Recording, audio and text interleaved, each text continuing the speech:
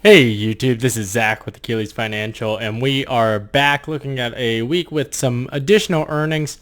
The purpose of today's video is to look at some of the economic indicators that are going to be announced this week and to decide, can they move the market and what are we watching for this week.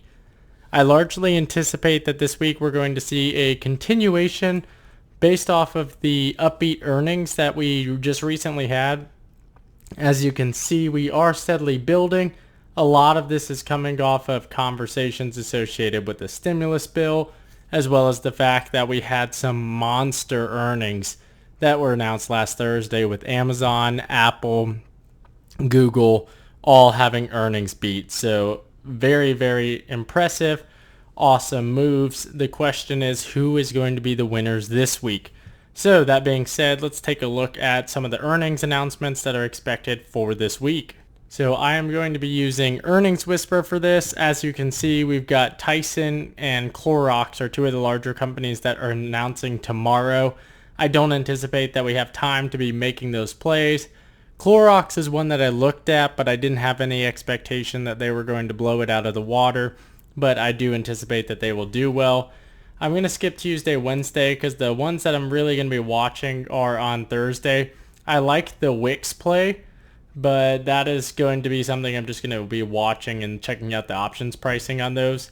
The ones that I really want to watch are, as you can see, we've got Norwegian Cruise Line, as well as if I scroll farther down, you can see some hotels, gaming, a lot of the travel, Hilton, restaurants.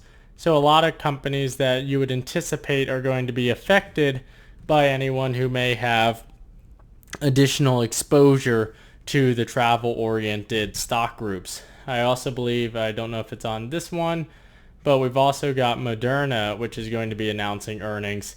The reason I'm interested in watching that one, so that will be on Wednesday. The reason I'm interested in watching Moderna is because I am interested to see if they are going to announce anything related towards an expectation of either A completed phase 3 trial, or B, their revenue expectations, pricing expectations, because that could really drive the stock upwards. That being said, those premiums are priced in. So these are the stocks that I'm going to be watching and going to be checking out. Now let's take a look at some of the economic indicators for this week. So as always, as you can see here on the screen, these are going to be the economic indicators that we are going to be watching for this week. The unemployment report on Wednesday is something that's going to be important. The motor vehicle sales that are coming out tomorrow, I don't anticipate that it's necessarily something that's going to change the market as we see it, but it may be interesting to watch. Again, this is something that may move Ford and GM, but I don't have a high expectation of it doing so.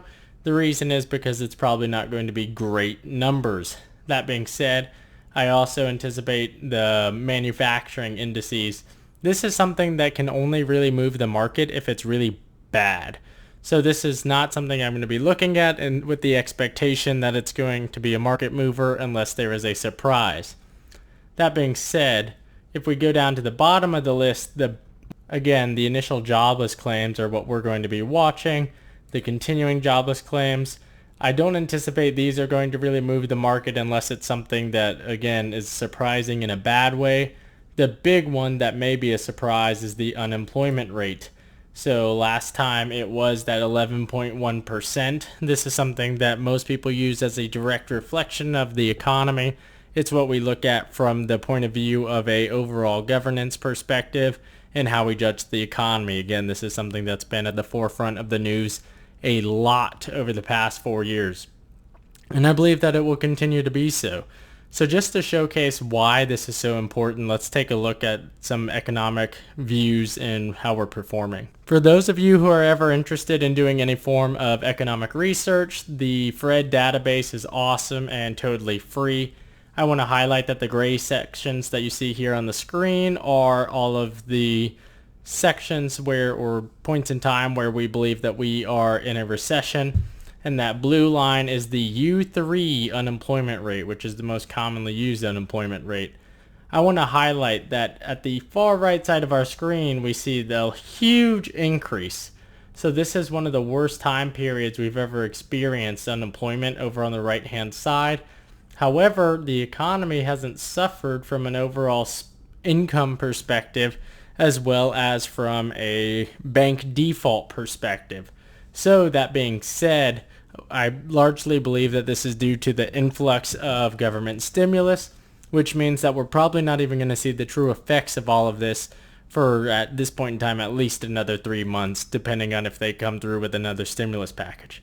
So that being said, the stocks that I want to watch are the ones who have strong balance sheets and strong growth, and the ones that I'm not going to touch in the immediate future are the ones that really depend on economic success, and that includes a lot of the airlines, cruise lines, and hotels. So, that being said, these are the stocks that I'm watching. This is the state of the economy and the economic movers for this week. If you found this content helpful, please drop a like and subscribe down below. Thank you. Talk to you later.